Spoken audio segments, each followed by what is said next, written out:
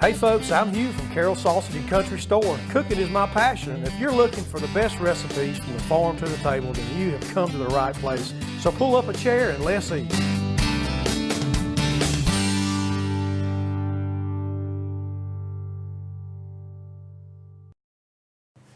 All right, well, welcome back, folks. I tell you what, we're excited today. We're down in Steinahachie, Florida at Fiddler's Test Kitchen with my good buddy Jim Hunt from Fiddler's Restaurant right here in Steinahachie. And I've known Jim for, gosh, several years, and you've been on my show several times in the past. We've done a lot of different things, had some good times, and we hadn't had any bad times that I know of, so that's a good thing, I guess. It's always been good. Yeah, it's always good. I tell you what, folks, Steinahachie, Florida is great fishing, some of the best scalping around, and some really good places to eat. And Fiddler's Restaurant, to me, is one of the best that you're going to find around right here. And it's right on the water. You got an inn behind the place, Pelican Point Inn, plenty of room to come down, spend the night. Have a nice lounge there. Yep, the lounge is right there at the restaurant. You can walk right over to the restaurant. You even got a dock right out behind the inn. You can pull right up to the restaurant in your boat. Get out and eat. Get in your boat. Go back fishing. You know, I wasn't going to mention about how long it is that how old we're getting, but you know we've been doing this down there for 19 years now. 19 years. Wow. So that's telling on mine and your age. Yeah, I'm telling you. Well, Jim, I'm so thankful you let us come down today, and like I said again, we're in your test kitchen, Fiddler's Test Kitchen. It's an outdoor kitchen, so if you hear the wind blowing and the boats going by, I mean, we're literally sitting right on the Steinahachie River. Basically, this is what you would call the mouth of the river, I guess, right here. Right there's the Gulf of Mexico, and right here is the river. So yep, there you go. So we're, beautiful place to set up. You do all your recipes here for the restaurant. You test, I guess, anything you put new on the menu, it's gone through here.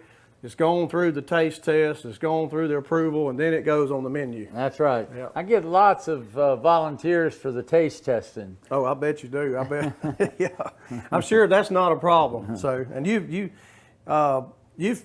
test kitchen, you've been right here in you've lived in Steinahachie for several years, even before you put the restaurant. 22. Yeah, I knew you'd been down here for a long time, so you've seen it come and seen it grow a little, and seen a lot of storms come through and survive those, thank goodness. So that's great. But I give you a call a couple of weeks ago and wanted to get together and do some cooking while we were down here.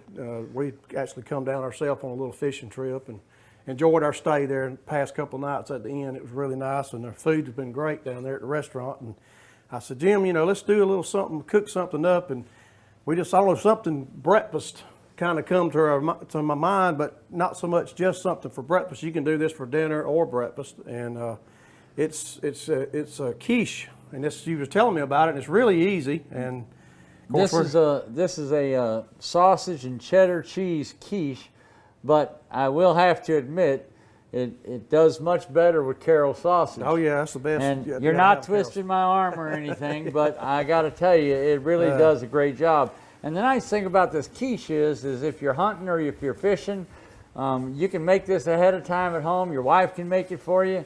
You can take it, put it in the refrigerator, get it out, take a slice, and you can either warm it up in the oven or you can put it in the microwave. Yeah. And you've got a full breakfast right there with the sausage and the eggs and the cheese and everything. And it makes for a real nice breakfast. So it's quick and easy. It's not a real hard dish to fix. You've kind of gone over some of the ingredients and how you're going to make this with me before we got started. And basically, the beginning is just you take use the frozen pie shells, and just go by the directions on the package. I'm 5 or 10 minutes in the oven on 325. About 350. 350. Just brown them. Brown them a little bit, and you'll hear them. What I done when we were cooking these earlier, we've already got these brown. I kind of looked at them and won't say browned a little, and you can hear them sizzling and cooking, and they're ready to go. Because they're going to cook a little more once you put them in the oven absolutely. Too. So. All right. Well, what's the next step here? Well, I'll tell you what. I went ahead and browned the Carroll sausage right here. This is what you call the pan sausage. And if you divide that up in 4 of these quiche pies, or quiche shells. So we're making four. We're going to make Four four. pies. You actually got a big catering job tonight, so this is working out good for you. And I'm going to use part of this in the catering job. So just and I'm going to mix up the egg mixture, which is with eggs and heavy whipping cream, and I use about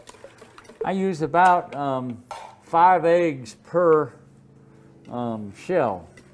5 eggs, and then how much sausage have you got here for the 4? About maybe around a pound of sausage in each one, give or take.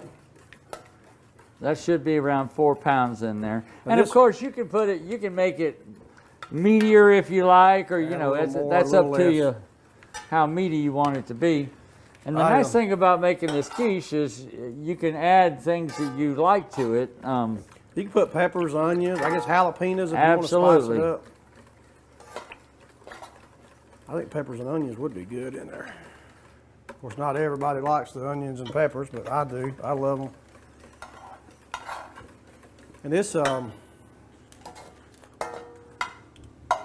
is really, I guess, even for like breakfast in the morning for kids, before if they're going to school, Mama could go ahead and get this ready the night before. This makes life so easy. And you got a full meal right here in one. Pour the rest of that one in here. All right, we about got all those divided. Oh, we got a boat going by. They're going, I guess they're heading out now. Maybe we should stop him and put our order in. Yeah, go ahead and get the fish. I tell you what, we had an excellent fishing trip while we were down here. We went out with her tanning bed charters. Old Mr. Don, he took us out. He put us right on those fish yesterday. We had a blast. Our cameraman, he was tearing them up.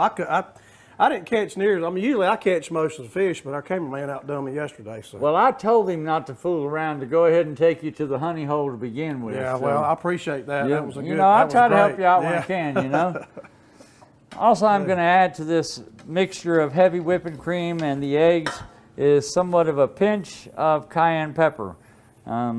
This is not going to make it extremely hot or anything. It just gives it just a little bit of a twang to it. I like a little twang with mine. And with the twang of what I'm putting in here, this little bit of cayenne with the egg mixture and a little bit of this. By the way, I use your mild pan sausage. Mild? Okay. Yes. And we got other flavors, medium. Of course, most everybody that shops at the store, they know our medium is going to be a little more spicier than the mild. Now I'm just going to go ahead and pour this in here and divide it up amongst the 4 of them. Oh yeah, man, that looks really good.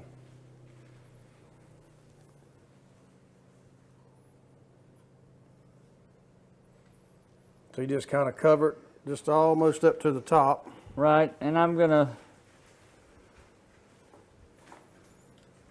divide it up, and if I have a little extra, I'll divide that up. I don't want to waste it, but Now again, on the temperature, it's 325 in the oven. now when we cook these now, we're going to lower the temperature because it's going to take a little bit more, slow it down a little bit. I've spilt this one over here.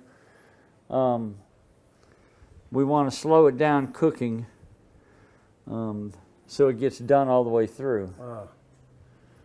Now you were saying that you recommend once you take them out, once they're done, they need to sit for about how long?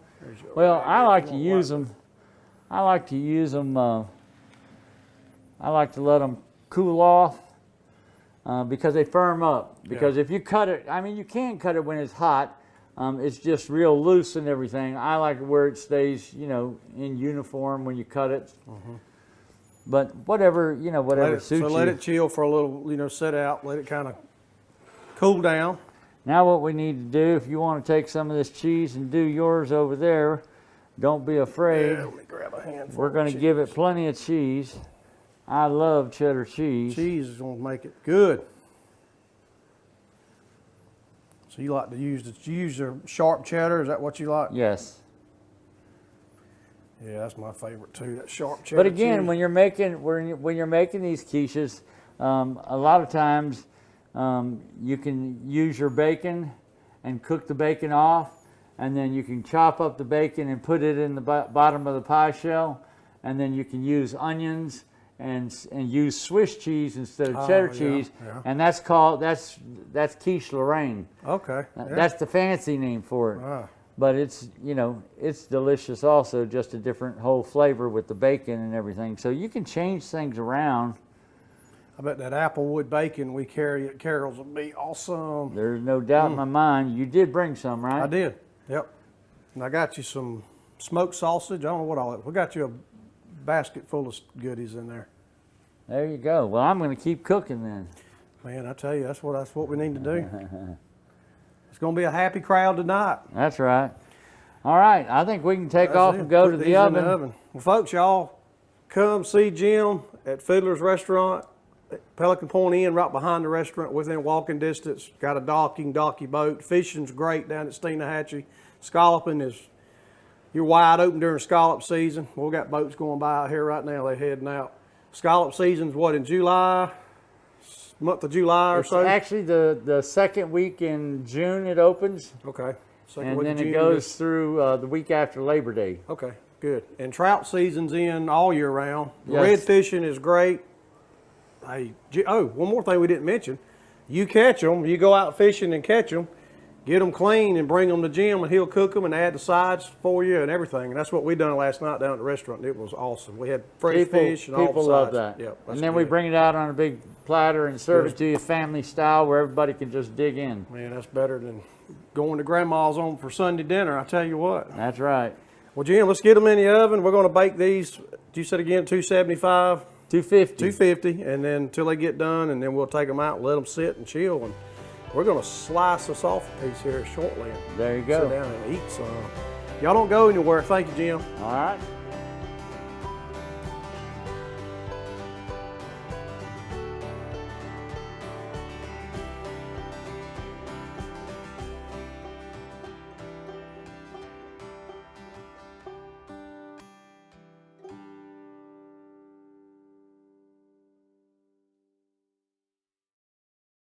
Goods of Pecans is your family-owned source known for growing pecans with exceptional taste and quality. Now introducing a variety of all-natural pecan butters alongside their toasted gourmet treats. Taste for yourself their flavors of cinnamon, sugar, sea salt, and brand new sriracha. Don't forget to put pecan butter on your shopping list this season. And remember to shop Georgia grown. Visit goodsofpecans.com to learn more about their products, view recipes, and to purchase pecans and pecan butter for your family.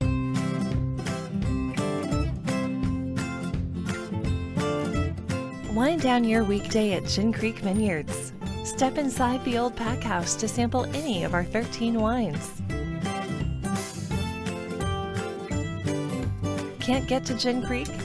Gin Creek wines are now available at your local package store, making it even more convenient for you to relax and enjoy your weekday wind down with a sip of history from Gin Creek Vineyards.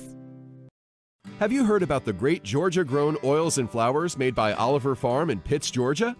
This family-owned and operated business are pioneers in the field and are proud to offer you freshly pressed, straight-off-the-farm cooking oils. Use them like you would any other oil.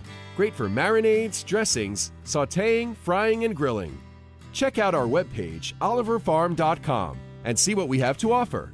Then pick up a bottle at Carol's for your next cooking adventure.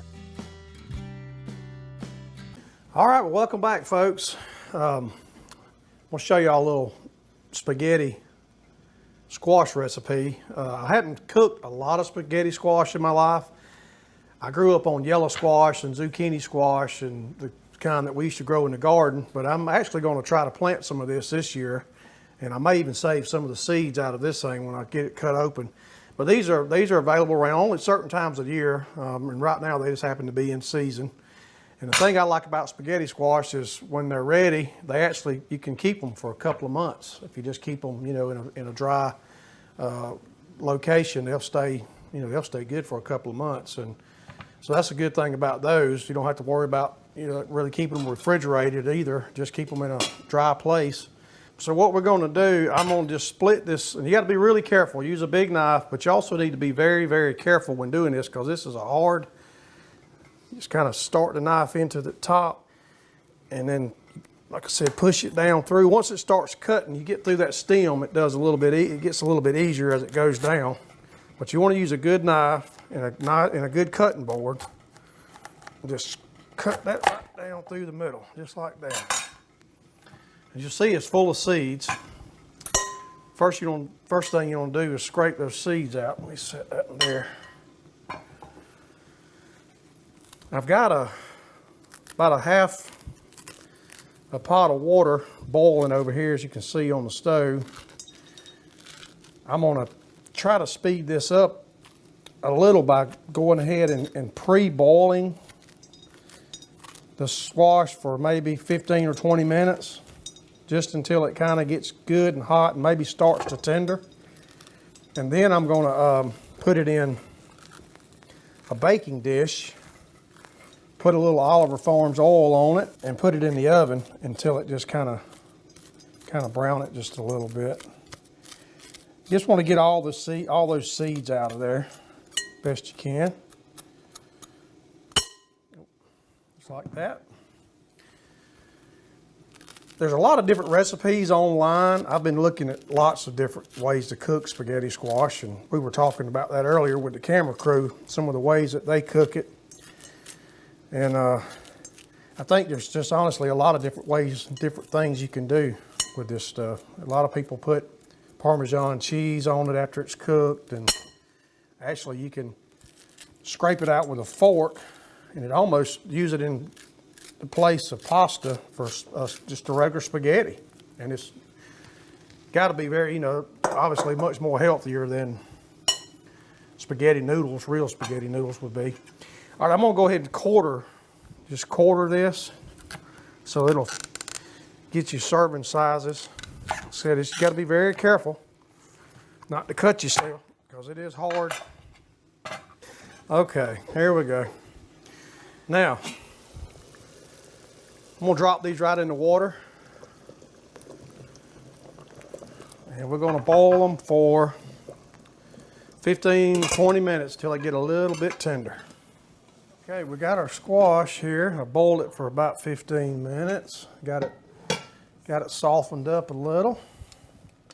I'm just gonna take those out. I'm gonna lay this with the skin skin down, skin down. The meat side up. Just lay it in this dish.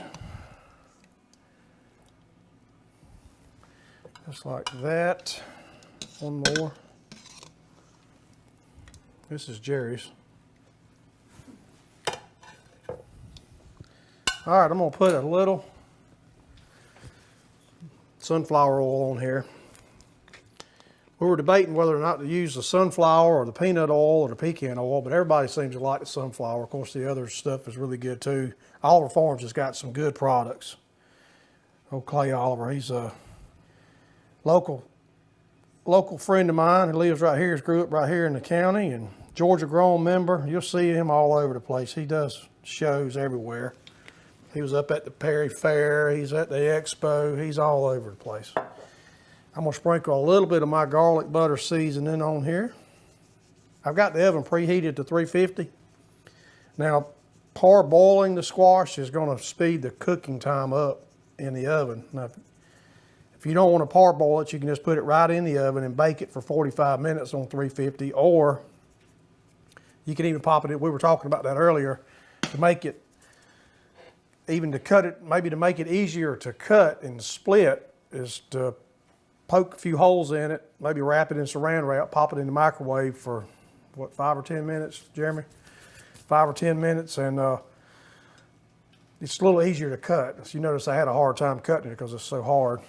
But that's it. We're gonna pop this in the oven, kind of toast this off. Once it gets toasted after about 15 or 20 minutes in the oven, I'm gonna top it off with a little Parmesan cheese and be good to go. Y'all stay tuned, don't go anywhere.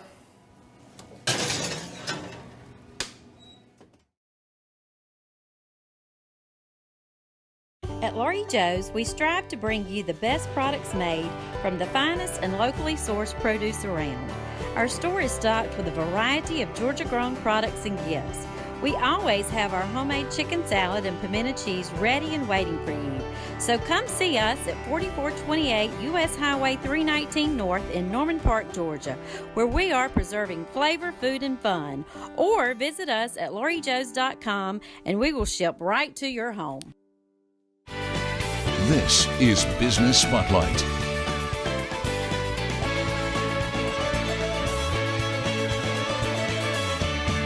It's been 30 years since all of this started, and boy, have they grown. They being Carol's Sausage and Meat Company, and Hugh Hardy is the CEO, and you oversee everything, and you check behind your people, and as far as the meats and everything. But I want to do a little walk back in time, if we can, with history. How did all this start for you? Well, I purchased the company back in 2001, and we have just taken it. It started off in Sycamore, Georgia, and we've taken it since then, and we have just grown and to this huge store right here on Interstate 75 in Ashburn, and also our store there in Sylvester, Georgia, right on Highway 82. We've built our business based on good quality products and most of all customer service. Our employees, they love our customers. They love waiting on people, and so that's all those things combined has helped us to grow and expand. Yeah. And people come, because you started out as focusing on meats. Of course, you've got thousands of products in this main store where we are today in Ashburn. But your meat counter, people are just amazed. They'll walk from one end where the beef is all the way to the other end to the sausage. Yeah. But your type of meats that you pick and choose, if you will, in your recipes, that's what separates you from a lot of the other guys in the business, right? Yep, exactly. We make a lot of our products right here in-house. All of our sausages are made right here. We make couple, 2 or 3 different kinds of bacons. We have we do our own stuffed jalapenos and our stuffed mushrooms. We make about 50 varieties of sausage, anywhere from mild to hot to jalapeno and cheese. About Valdez onion and cheese was our flavor of Georgia winter in 2017, and medium smoked hit the People's Choice Award in 2016. So a lot of good stuff. Yeah, that was then. This is now. Yeah, that's right. Yep. Plan to spend a couple hours in here. Bring your cooler. Definitely. Okay. Bring a big cooler. Thanks, Hugh. Hi, I'm Holly Shute. I'm the chef for Georgia Grown, and we are here today in the Georgia Grown Test Kitchen at the Department of Agriculture in Atlanta, Georgia. And my guest here today is Hugh Hardy from Carol's Sausage. Holly, thank you so much for having us here today. It's nice to have you on my home ground. I'm usually down in your neck of the woods. Yeah, we've been at home in our kitchen several times, and it is good to get away from home and come to the big city, right across from the Capitol. I mean, it's super. And see what we're doing here with Georgia Grown. So you've been a Georgia Grown member for a long time. Yeah, several years, and I tell you what, it has been a great for Carol's Sausage. I mean, we're using the logo on our products that we're making. Of course, sausage is our biggest thing, and we make everything right there. So we're doing really well with our sausage. We have over 50 varieties, and being a Georgia Grown member and people coming in from all over the country, I mean, different places around the world, they're looking for that homegrown, that good Southern Georgia flavor, and we got it. And the Georgia Grown program has just been great for us. I mean, we've attended a lot of different shows, been to a lot of different events. Yes, Chef Holly, we have so many Georgia Grown products at Carol's, and they're all, we have so many people that are members of Georgia Grown throughout the South and even up here in North Georgia that service our store. They bring their products to us. Of course, we like to sample it before we put it in, and so far we haven't had anything bad yet. If it's got the Georgia Grown on there, you know it's good. So, I mean, we've just got so many different things that we carry. One of them being, as you see here on the table today, is Bruce's honey, and that's what I wanted to show you and kind of use one of my recipes using my homegrown sweet potatoes that we actually grew right there in some Turner County soil back home with Bruce's honey and a little butter. And just a simple, easy recipe just to show you a way to make use of honey. We got the chance to go off down to Bruce's honey shack. I guess it was a few months ago, back when the bees were really going good, and got to visit with Bruce and got to go out. We actually put the bee suits on and got to go out on his farm and check out the hives. I mean, it was just the neatest thing, and the bees were just so active that day and working, and he told us so much. It was very educational. I learned so much that day. You know, honeybees are one of the most important animals, and in fact, it's one of the about 1/3 of the U.S. diet comes from the insect that pollinated plants, and honeybees are acceptable for about 80% of the process. And without honeybees, humans and wildlife wouldn't have much to eat or even to look at. You know, and then we talk about the beekeepers. How important is the beekeeper to us? Well, when you buy local honey, you're supporting the beekeepers and their efforts, you know, that they do to maintain and to increase a healthy hive of the honeybees. And no one is bigger or better advocate for the honeybee than a beekeeper is. And his way of life depends on these remarkable insects, which I tell you, honeybees just play such a big role in our life that we don't even know it. And honey is so healthy for you. You can actually live off the honey. If that's all you have, you can actually live off the honey. Absolutely. So it's really neat. But anyway, back to what we were going to do here with this recipe. I've got some homegrown sweet potatoes. Simple. Got a little butter. Got a little honey. Got some nice sweet potatoes here. What kind of honey are you using? The gallberry? This is the gallberry, yes. Okay, we got a little honey on here. A little butter. I'll just roll this right up in the foil. Once we put these in the oven, All that honey and butter gets absorbed into that sweet goes potato. right into the sweet potato. Nothing but goodness. I Go ahead. about 350. Yep. 350 degrees for 45 minutes to maybe an hour or so. Just check them once. And depending on the size of the sweet potato, I use the small ones today. Now, like I said, I got these out of my garden. I did have some that were like gigantic. I hadn't cooked any of the big ones yet, but I'm hoping they're as good as these. But you know, these take about 45 minutes to an hour on 350, and they're good to go. They go with any kind of meal you want to throw a steak on. You the can table. also take it up a notch and take a little fresh lemon or orange zest and just grate it on top and before you wrap You were it telling up. me about that. That does sound really good. Chef Holly, thank you so much Thank for having you. us up here. I'm Thanks for excited. Now we got to get home. I got to go back and start making sausage. There you go. Getting ready for the weekend crowd. Good deal. Y'all don't go anywhere. Thank you. Thank you. Yeah. Have you heard about the great Georgia-grown oils and flowers made by Oliver Farm in Pitts, Georgia? This family-owned and operated business are pioneers in the field and are proud to offer you freshly pressed, straight-off-the-farm cooking oils. Use them like you would any other oil. Great for marinades, dressings, sautéing, frying, and grilling. Check out our webpage, oliverfarm.com, and see what we have to offer. Then pick up a bottle at Carol's for your next cooking adventure.